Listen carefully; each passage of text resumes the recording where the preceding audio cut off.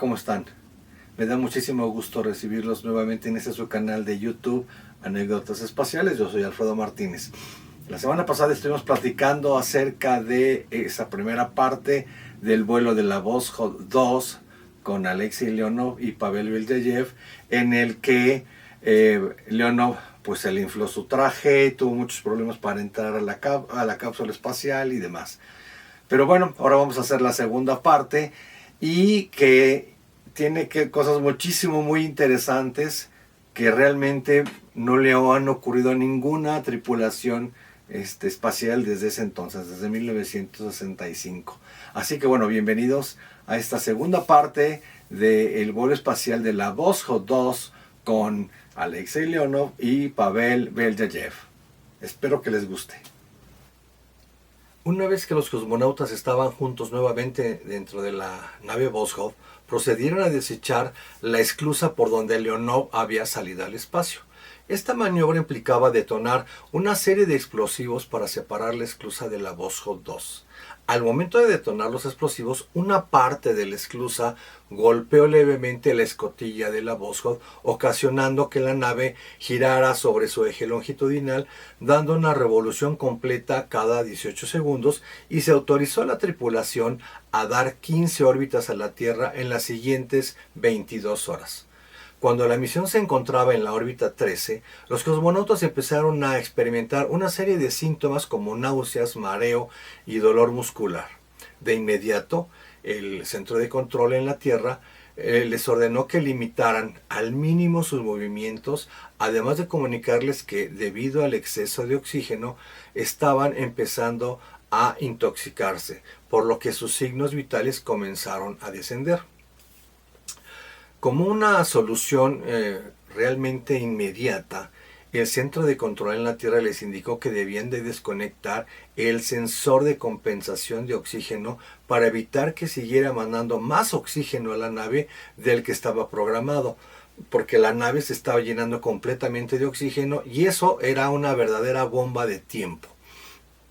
Para ello, Leonov y Belyayev tendrían que maniobrar por encima del panel de instrumentos de la nave. Y bueno, finalmente, y después de muchos esfuerzos y con muchísimo cuidado de no hacer ninguna chispa, los cosmonautas lograron desconectar el sensor y con ello se normalizó la entrada de oxígeno dentro de la cabina. Cuando los tripulantes de la Voskhod por fin llegaron a la hora 22 de vuelo, y faltando apenas 5 minutos para que un pequeño retrocohete comenzara a desviarlos de su órbita para empezar a descender, Leonov revisó sus instrumentos y se dio cuenta que el sistema de guía automático para la reentrada no estaba funcionando correctamente, por lo que Leonov tendría que desactivar el programa de aterrizaje automático. Tanto Leonov como Belyayev sabían muy bien que el aterrizaje tendría que realizarse durante ya su siguiente órbita y que a pesar de que estaban haciendo sus mejores esfuerzos, los cosmonautas caerían fuera de su objetivo, aproximadamente a unos 1500 kilómetros al oeste de donde tenía programado originalmente aterrizar el Voskhod 2. Al sobrevolar sobre la zona de Crimea, ahí en la Unión Soviética, en aquel entonces la Unión Soviética, los tripulantes recibieron la primera comunicación del control terrestre en mucho tiempo. Estaban realmente incomunicados. Y se escuchó una voz diferente en ese momento que les decía: ¿cómo estás, Blondín? ¿Dónde aterrizaste? No era nada más ni nada menos que Yuri Gagarin, que siempre llamaba Blondín, que en ruso significa rubio, y así es como le decía a Leonov. En su momento Leonov llegó a comentar que resultaba en verdad muy agradable escuchar la voz de su amigo Yuri Gagarin, ya que inclusive en circunstancias muy difíciles Yuri siempre estaba sereno y se le oía lleno de calidez, se le oía relajado y sobre todo generaba muchísima confianza. Pero por lo que Gagarin le estaba preguntando a Leonov, pues resultaba evidente que el control de la misión creía que los astronautas ya habían aterrizado, lo cual resultó no ser cierto. Belyayev tomó el micrófono y comunicó con la voz más tranquila que pudo, ¿sí? Y bastante firme, y se lo comunicó al centro de control y les dijo: tuvimos que desactivar el sistema de aterrizaje automático. Solo tenemos combustible para una corrección y además el indicador muestra que el motor principal de la reentrada tiene muy poco combustible. Solo podemos hacer un intento de reentrada. Por lo tanto, les pedimos que activen el modo de emergencia. Eso es lo que expresó Belyayev con la mayor tranquilidad que pudo. En cuanto Belyayev encendió los motores de los retrocohetes, los cosmonautas escucharon perfectamente el sonido de los motores y experimentaron una muy fuerte sacudida al momento en el que la nave se empezó a frenar. Cuando comenzó el reingreso de la nave Voskhod a la atmósfera terrestre, empezaron a sentir los efectos de la gravedad que realmente los estaba presionando sobre sus asientos. Entonces sintieron realmente una muy fuerte sacudida cuando, al desplegarse primero el paracaídas de frenado y luego el paracaídas de aterrizaje, sintieron ese golpe bastante fuerte. De repente, en ese momento, todo se oscureció para Leonov y Belyayev porque habían entrado en una capa de nubes. Luego se oscureció todavía aún más y Leonov empezó a preocuparse pensando que tal vez habían caído en lo profundo de un barranco. Los tripulantes oyeron un rugido muy fuerte del motor cohete de aterrizaje. La nave descendía y al momento que iba a pegar se encendía un retrocohete que acababa por frenar la velocidad de descenso del módulo. Finalmente los dos cosmonautas sintieron que su nave espacial se detenía. Habían aterrizado en una capa de nieve de por lo menos unos 2 metros de espesor. Su sistema de orientación indicaba que habían aterrizado no a 1500, sino a 2000 kilómetros de distancia de la ciudad de Perm, en lo más profundo de la Siberia. Tanto Belyayev como Leonov tuvieron que salir de la nave espacial para evaluar su ubicación, pero no fue nada fácil poder hacerlo. Cuando quisieron accionar el interruptor para abrir la escotilla de aterrizaje, se activaron unos pernos explosivos que mantenían a la escotilla bastante fija y empezó a oler a pólvora dentro de la nave. Se llenó toda la cabina de olor a pólvora. Y aunque la escotilla se sacudió, pues finalmente no se abrió. Mirando por la ventana, los cosmonautas vieron que la escotilla estaba atascada contra un gran abedul, por lo que no tuvieron más remedio que empezar a balancear la escotilla violentamente de un lado a otro, intentando separarla del árbol. Entonces, con todas sus fuerzas, Belyayev logró finalmente apartar la escotilla de los restos de los pernos y ésta se deslizó hacia atrás y cayó hacia afuera de la nave espacial. Ambos cosmonautas salieron apretadamente por la escotilla y lo primero que pasó es que se hundieron hasta la barbilla por la nieve. Al levantar la vista observaron que pues, se encontraban en medio de un espeso bosque, en una taiga de abetos y abedules. El cielo se oscureció y empezó a nevar. Así que ambos cosmonautas empezaron a buscar refugio pues, dentro de la nave espacial, ya que los dos cosmonautas, pues final de cuentas, eran plenamente conscientes de que la taiga donde habían aterrizado era un hábitat donde había muchos osos y también había muchos lobos. Por eso se tenían también que proteger. Para suerte tanto de Belyayev como de Leonov, ambos conocían perfectamente esos climas y estaban acostumbrados a climas bastante rigurosos. Primero que nada, Belyayev pues había nacido en la región de la Vologda, al norte de Moscú, y había pasado gran parte de su infancia cazando en el bosque cercano a su casa. Su primera ambición había sido convertirse en cazador, mientras que Leonov había soñado de niño en convertirse en un artista, ya que realmente pintaba extraordinariamente bien. De hecho, en el espacio logró hacer algunos dibujos de sus imágenes, lo que estaba recibiendo de imágenes de su vuelo espacial. Aunque el control de la misión desconocía por completo pues dónde se encontraban los tripulantes de la Voskhod 2 en cuanto ya logró descender en la Tierra, Inclusive no sabían siquiera si habían sobrevivido al reingreso de la nave a la Tierra, pues a las familias les informaron que tanto Leonov como Belyayev habían aterrizado y se encontraban sanos y salvos, y aparte descansaban en una casa de campo, un lugar que los rusos llamaban comúnmente como la dacha aislada, que era pues una casa como de campo, ¿no? A las esposas se les aconsejó que les escribieran cartas de bienvenida. Los cosmonautas pues no tenían la más mínima idea de si el centro de control había recibido su señal de rescate. Más tarde se supo que Moscú no había recibido esa señal, pero sí se dio a conocer que había sido captado por radioescuchas que se encontraban en zonas bastante alejadas, como por ejemplo en Bonn, en Alemania. Otro hecho que resultó también relevante fue que un avión de carga que volaba cerca del lugar del aterrizaje de la Voskhod 2 también la había captado y se había enviado un equipo de búsqueda, y a última hora de la tarde los cosmonautas escucharon el sonido de un helicóptero que empezaba a acercarse a su zona de aterrizaje. Pues rápidamente los cosmonautas se abrieron paso a través de la espesa nieve, ¿verdad?, hasta un pequeño claro que encontraron, y se quedaron ahí agitando los brazos para que el piloto pues, los pudiera observar, los pudiera ver. Y así fue, el piloto alcanzó a verlos, pero para mala suerte tanto de Leonov como de Belyayev, resultó que pues este helicóptero pues era una aeronave civil, realmente no era un helicóptero militar. Y aunque les lanzaron una de estas escaleras de cuerda y les indicaron que la tomaran para subir y finalmente poderlo rescatar, pues resultó imposible.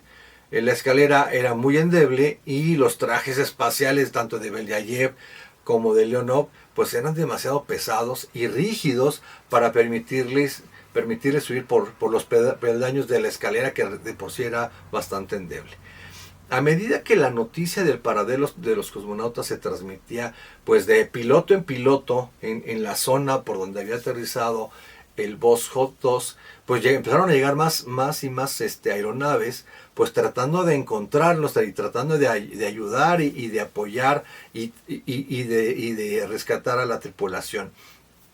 Llegó a haber tantas naves al mismo tiempo que inclusive se llegó a temer por alguna colisión entre dos o más aeronaves. Pero bueno, los pilotos, final de cuentas, tenían buenas intenciones para salvar a los cosmonautas. De hecho, a los cosmonautas les llegaron a aventar, por ejemplo, les llegaron a arrojar una botella de coñac desde un avión. Y por supuesto, pues cuando aterrizó la botella, pues, se hizo pedazos, ¿no? Se quebró toda. Y también les aventaron un hacha sin filo, ¿sí? Que lo aventaron desde otro avión. Y algo que sí resultó de mucha utilidad para los dos cosmonautas fueron dos pares de botas de piel de lobo, igual que pantalones gruesos, chaquetas, y para que tanto Belyayev como Leonov pues, se pudieran cubrir del frío. La ropa pues se quedó enganchada en las ramas de los árboles, pero lo que sí pudieron rescatar fueron pues las botas, ¿verdad? Las botas de piel de lobo para podérselas colocar. El sudor que había llenado el traje de Leonov cuando su caminata espacial, cuando intentaba volver de la caminata, cuando trataba de meterse, ven que se infló su traje, etcétera, pues sudó demasiado y su traje se llenó literalmente de agua, ¿sí? Entonces él sentía que el sudor y esa agua, ese líquido, pues estaba más o menos a la altura de sus rodillas, y el frío empezaba a sentirlo pues mucho en las piernas. Tanto Leonov como Belyayev sabían que era un riesgo dejar esa agua porque finalmente se iban a acabar congelando, se les iban a acabar congelando los pies, por lo que entonces tuvieron que entrar a la nave y a pesar del frío tuvieron que desnudarse, quitarse la ropa interior y escurrirla, literalmente la tuvieron que exprimir. Vaciaron el líquido acumulado en los trajes espaciales y volvieron a colocarse la parte más suave de los trajes sobre su ropa interior y se pusieron las botas y los guantes. En esta forma, ahora sí, tanto Leonov como Belyayev podían moverse con mucha mayor facilidad. Pero a medida que oscurecía, pues la temperatura bajó aún más y empezó a nevar con mucha más fuerza. No les quedó más remedio que volver a la cápsula e intentar abrigarse lo mejor que pudieron. No tenían nada para tapar el enorme agujero que había dejado la escotilla de salida que ya se había desprendido, y sentían como su calor corporal descendía bruscamente, pues la temperatura en el exterior era de menos 30 grados centígrados. Pasaron una noche muy difícil. A la mañana siguiente, a los cosmonautas los despertó el sonido de un avión que estaba sobrevolando la zona. Por encima del rugido de los motores apenas se oían voces a lo lejos. Leonov tomó una pistola de señales y disparó una bengala. Poco a poco apareció a la vista un pequeño grupo de hombres con esquís que venían liderados por guías locales. El equipo de rescate aparte incluía 2 médicos, un compañero cosmonauta, bueno, inclusive hasta un camarógrafo que cuando los empezó a ver, ya los pudo ver a los 2 cosmonautas, empezó a grabar todo lo que ocurría alrededor del lugar donde estaban Alexei Leonov y Belyayev. Pasarían otras 24 horas antes de que otro equipo de rescate pudiera talar suficientes árboles para crear un claro lo suficientemente grande como para que pudiera aterrizar un helicóptero. Tanto Leonov como Belyayev tendrían que sobrevivir otra noche en la naturaleza, pero esta vez fue muchísimo más cómoda que la primera noche. El grupo de avanzada cortó leña, construyó una pequeña cabaña de troncos y aparte hicieron una enorme fogata para mantener calientes a todas las personas que estaban ahí. Aparte calentaron agua para que los cosmonautas pues se pudieran asear en un gran tanque que habían traído especialmente en helicóptero desde Perm. Y lo mejor de todo es que les prepararon una cena de queso, salchichas y pan. Después de 3 días con muy poca comida, esto resultaba ser un verdadero festín para ambos tripulantes. A la mañana siguiente, los cosmonautas estaban mucho más que listos para esquiar los 9 kilómetros que había que recorrer hasta el claro donde ya los esperaba el helicóptero para llevarlos a la ciudad de Perm. Desde ahí los trasladaron a su base de lanzamiento en Baikonur, donde desembarcaron y se encontraron con un gran grupo de personas que los esperaba, compañeros cosmonautas, técnicos y todas las personas del equipo de apoyo, y obviamente encabezados por Sergei Korolev, que era pues el jefe de los cosmonautas, y por Yuri Gagarin, el gran amigo de Alexei Leonov.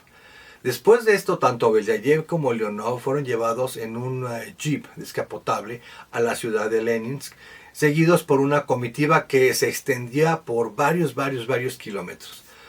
Un comité gubernamental ya los esperaba y había preparado pues muchas preguntas para los cosmonautas sobre el vuelo espacial, que había durado 26 horas en el espacio. Ambos cosmonautas tenían que presentar pues informes sobre el desarrollo de su misión. El informe de Leonov fue realmente muy breve y muy conciso. Él nada más escribió: con un traje espacial el ser humano puede sobrevivir y trabajar en el espacio abierto. Gracias por su atención. Eso fue todo lo que escribió Alexei Leonov sobre su experiencia en el espacio. En el lugar donde descendió la Voskhod 2 en Siberia, en la actualidad hay un monumento que conmemora el descenso de la Voskhod 2 en aquel entonces 1965. ¿Sí? Inclusive ya hasta se hizo un camino con madera para que las personas puedan recorrer todo el camino y llegar hasta donde está este interesante monumento. Esta es la historia de la Voskhod 2, esta fabulosa historia de tantas cosas que les ocurrió tanto a Belyayev como a Leonov, tanto en órbita terrestre como cuando descendieron a la Tierra. Yo espero que les haya gustado mucho esta anécdota. Yo soy Alfredo Martínez, este es su canal de YouTube Anécdotas Espaciales, y les recuerdo que el correo electrónico donde nos podemos estar en contacto es anécdotasespaciales@gmail.com. Aquí nos vemos la semana próxima para otra muy interesante historia de todo esto que es el fabuloso mundo de los vuelos espaciales. Muchas gracias.